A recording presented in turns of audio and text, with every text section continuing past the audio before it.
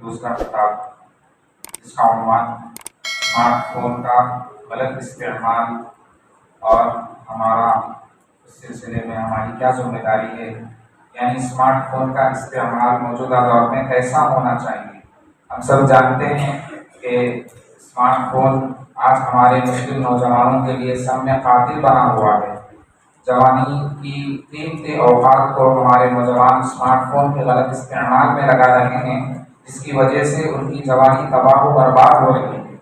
इसलिए इस मौके पर हमें ये जानना ज़रूरी है कि स्मार्टफोन को इस्तेमाल कैसे करना चाहिए, उसका तरीका क्या होना चाहिए। इस मौजू पर मैं खिताब करने के लिए हमारे इदारे के शोबे आलिमियत के उस्ताद हज़रत मुफ्ती नौमान साहब दामत बरकातुहू को दावत देता हूँ कि वो आएँ और अपना खिताब पेश करें। अस्सलामु अलैकुम वरहमतुल्लाहि वबरकातुहू। अल्हम्दुलिल्लाहि वस्सलामु अला इबादिहिल मुस्तफ़ा अम्मा बाद। अऊज़ु बिल्लाहि मिनश शैतानिर रजीम। बिस्मिल्लाहिर रहमानिर रहीम। खुलिक़ल इंसानु मिन अजल व क़ाला अल्लाहु फी मक़ामिन आख़र व यहलिफ़ूना बिल ग़ैबि मिन मकानिन बईद व कमा क़ाला अलैहि सल्लतु वस्सलाम। अज़ीज़ान मोहतरम, अल्लाह रब्बुल इज़्ज़त ने इंसान को अपना खलीफा बनाया है। अल्लाह हर चीज़ को पैदा करते हैं। इंसान की ज़हनी सलाहियत ये है कि वो चीज़ों को तरतीब देता है। लोहे से आज क्या कारकर्दगियाँ हुई हम देख सकते हैं। रोडों पर फिरने वाली गाड़ियाँ, झाड़ों से रबड़ निकाल कर टायर बना दिए हैं। हर चीज़ का एक नई सूरत हमारे सामने, नई शक्ल हमारे सामने पेश कर दी गई है। पिछले ज़मानों में बिल्डिंगों का निज़ाम नहीं था, आज बिल्डिंगों का निज़ाम खड़ा हुआ है। क्लासेस पर बिल्डिंगें लगी हुई हैं। अल्लाह ने इंसान के दिमाग को तरकीब देने वाला दिमाग बनाया है। वक्त के लिहाज से चीज़ें बदलती रहती हैं। पहले का दौर था, लिखने का मामूल नहीं था, चीज़ों को याद रखा करते थे। वक्त गुजरता गया, लोगों ने लिखना पढ़ना सीखा, लिखना शुरू किया, चमड़ों पर लिखने लगे, जरूरत महसूस किया तो कागज का इन्वेंट किया। इसी तरह आज तक हमारे सामने चीजें आती रही। एक वक्त था कि किसी से बात करना होता तो सफर करके सामने बैठकर ही बात की जाती थी। जमाना गुजरता गया, खुतूत का निजाम शुरू हुआ, पहुंचाने के तरीके बनाए गए, कबूतरों के जरिए पहुंचाया गया, लोगों को उस पर नौकरियां रखी गई। वक्त के लिहाज से जितना जल्दी हो सके खुतूत को पहुंचाने का सारा बंदोबस्त किया जाता रहा। अल्लाह ने कुरान में फरमाया है, खुलिक़ल इंसानु मिन अजल, इंसान जल्दबाजी से पैदा किया गया है। तो इसके अंदर ये चीजें हैं कि अपने वक्त को बचाने के लिए कुछ ना कुछ कारकर्दगी करता रहता है। अब बात करने के लिए निजाम जब बनता गया, जहन में तारें घूमती गई तो इंसान ने फोन का इजाद किया। 2 किलो के फोन से आज 1.5 किलो के फोन तक का सफर तय किया है इस फोन में, इस मोबाइल में। लेकिन ये अल्लाह की बहुत बड़ी नेमत है। खुद अल्लाह ने कलाम मजीद में ऐसी चीजों के बहुत से इशारे दिए हैं। एक आयत है 22 की, अल्लाह ने फरमाया है वयक़िफ़ूना बिल ग़ैबि मिन मकानिन बईद, वो बिन देखे दूर तक बातों को फेंकते हैं। इससे मुराद जमाने के लिहाज से बदलते गया। एक जमाना था खुतूत का, लिखकर भेजा करते थे। एक जमाना है वॉइस नोट भेजने का। अब दौर यहां तक आ चुका है कि बिल ग़ैब की जगह पर अब आदमी देखकर बात कर रहा है, खिड़की की हैसियत फोन रखने वाला है। ये जो निजाम है अल्लाह रब्बुल इज़्ज़त ने चीज का बनाया, हमारे लिए सहूलतों के लिए बनाया, ताकि आदमी अपना वक्त बचाकर कितना मेरी तरफ मुतवज्जे होता है और कितना मुझसे दूर होता है इसका अंदाजा लगाया जा सके। हाथ भी नेमत है, गुनाह करेगा तब हमारे लिए रहमत बन जाएगा। जुबान भी नेमत है, अगर बददुआई करेगी तो ये हमारे लिए निकमत बन जाएगी, हमारे लिए बवाल जान बन जाएगी। इसी तरह कंप्यूटर भी बहुत बड़ी नेमत है, इसी तरह मोबाइल भी बहुत बड़ी नेमत है, अगर वो हमें अल्लाह का कुर्ब अता करने वाला जरिया बन जाए। एक वक्त था कि सिर्फ फोन कॉल करने के लिए इस्तेमाल किया जाता था। आज का दौर है कि आज फोन से क्या क्या नहीं किया जा रहा है। लोगों ने इससे बिजनेसेस चालू कर दिए, बहुत ट्रेडिंग किए जाने लगे। शेयर मार्केट आजकल अक्सर फोनों के जरिए से ही की जाने लगी। बिहार में बैठकर हैदराबाद में लोगों को पढ़ाया जा रहा है, अमेरिका में बैठकर चाइना के कोने में पढ़ाया जा रहा है। एक ही वक्त में एक तरफ उस्ताद है, दूसरी तरफ शागिर्द है। اللہ نے کتنا ہمارے وقت کو محفوظ کیا ہے اس فون کے ذریعے سے، لیکن ہمارا ایک رواج، انسانی ایک نظام ہے، جتنی سہولتیں پیدا ہوتی ہیں اتنے ہم اپنے وقت کو برباد کرنے والے بن جاتے ہیں۔ کسی نے خوب کہا کہ علماء نے چراغوں میں اتنا لکھ دیا ہے کہ آج ہم ان لائٹوں کے نیچے بیٹھ کر بھی نہیں پڑھ سکتے ہیں۔ سہولتوں کے دور میں وقت کا زیادہ ہونے لگ گیا۔ یہ موبائل کی حیثیت بھی اگرچہ اللہ کی نعمت کی تھی، لیکن اس آیت کریمہ میں خود اللہ نے کہہ دیا، ایک آیت ہے لئن شکرتم لازیدنکم ولئن کفرتم ان عذابی لشدید۔ ایک عذاب تو یہ ہو سکتا ہے کہ اللہ رب العزت خوب دے دیں، ایک عذاب یہ ہو سکتا ہے کہ چھین لیں۔ اللہ رب العزت نے ہمیں دیا ہے، اگر ہم نے اس کا شکر ادا کیا تو اس کے اندر اور سہولتیں ہمارے لیے اللہ پیدا کریں گے، یہ اللہ کی زیادتی ہمارے لیے بن جائے گی۔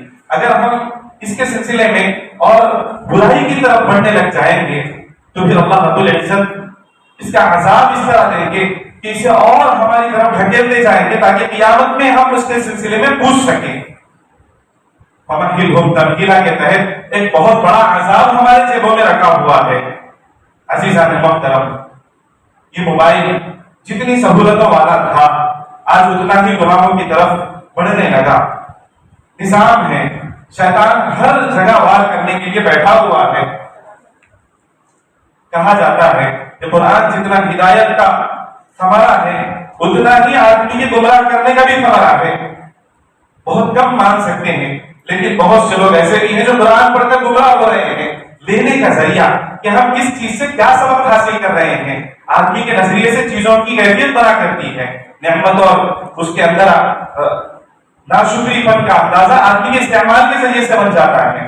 عزیزان محترم، اللہ پاک نے دور کے گزرتے گزرتے نظام یہاں تک ہمارے ہاتھ میں پہنچا دیا ہے کہ ہم یہاں چاہتے ہیں کسی سے مشورہ کرنا تو ہم ایک امریکہ میں بیٹھے ہوئے شخص سے مشورہ کر سکتے ہیں، دبئی میں بیٹھے ہوئے شخص سے مشورہ کر سکتے ہیں، لیکن بالعموم اس کا استعمال کیا جاتا ہے ناجائز تعلقات کے لیے، بیجا استعمال کے لیے۔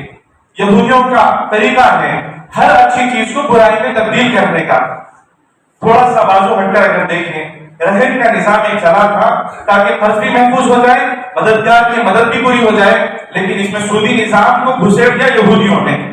تکافل کا نظام بنا ہوا تھا، انشورنس کا نظام بنا دیا یہودیوں نے۔ ہر جگہ کہیں نہ کہیں وہ ٹال مٹول کرتے ہیں، چیزوں کے جواز کو ختم کر کے عدم جواز کی طرف ڈھکیلنے کی ان کی چال ہمیشہ سے ہے، وہ ہمارے پیچھے لگے ہوئے ہیں۔ یقیناً اللہ نے کہا ہے کہ وہ اللہ اور اس کے رسول کے اور ہمارے بہت بڑے دشمن ہیں، ہر جگہ ٹاک اڑاتے رہیں گے۔ آج ہمارے لیے موبائل اگرچہ بات کرنے کا ذریعہ ہے، لانگ ہسٹری کھول کر دیکھ لیں، دن میں 2 سے 3 کالز کے علاوہ کوئی اور چوتھی بات نہیں ہو سکتی ہے۔ واٹس ایپ میسجز دیکھ لیں، دن میں 2 سے 3 میسجز کے علاوہ کوئی چوتھا میسج نہیں ہوتا ہے۔ سارا نظام، سارا وقت ہمارا کھانے والا یہ اس طرح بن جاتا ہے۔ آج اگر ہم اس کے اندر سے یوٹیوب کو غائب کرنا چاہیں تو ہمیں غائب کرنے کی اجازت تک یہ فون نہیں دیتا ہے، اور انہوں نے اس کے ذریعے سے گناہوں کی ندیاں بہا دی ہے۔ ایک وقت تھا کہ صرف ہم اس میں ویڈیو کھول کر دیکھا کرتے تھے، آج کا وقت ہے کہ ریلز کے نام پر ہمارے سامنے اتنا زیادہ کچرا رکھ دیا گیا ہے اور ہم دیکھتے چلے جا رہے ہیں۔ نوجوان نسل کی بربادی بھی اسی سے شروع ہو رہی ہے۔ عزیزان محترم، اللہ پاک نے نعمت بنایا ہے، نعمت کی طرح استعمال کرنے میں ہماری بھلائی بن سکتی ہے۔ یاد رکھیں، یہ ایک ایسا فون ہے جو ہمارے سلسلے میں خود اللہ نے کہہ دیا ہے، ہاتھ میں زبان کہاں سے ہے، آنکھ میں زبان کہاں سے ہے، پیر میں زبان کہاں سے ہے؟ جب یہ بول سکتے ہیں تو کیا اللہ اس کو دوبارہ جنم نہیں دے سکتا ہے؟ جس زندگی میں جس انسان کے جس ہڈیوں کے ڈھانچے سے گوشت کو ریزہ ریزہ اللہ بنا کر اسے دوبارہ جوڑ سکتا ہے، تو کیا اسے ہمارے لیے قیامت میں ثبوت کے طور پر پیش نہیں کیا جائے گا؟ ٹی وی کو شیطان کہا جاتا تھا، وہ کھلا راز تھا۔ یہ ٹی وی سے خطرناک ہے کیونکہ یہ بند راز ہے، لوگوں کے اندر کیا کیا نظام بنا ہوا ہے کچھ نہیں معلوم ہے۔ جب مر جائیں گے کتنے کالے کرتوت اس کے اندر ہوں گے جو ہمیں وبال جان بنا کر قیامت میں جہنم کا بسیرا کرنے کے لیے بھیج دیں گے۔ عزیزان محترم، استعمال کو صحیح کرنے کی ضرورت ہے۔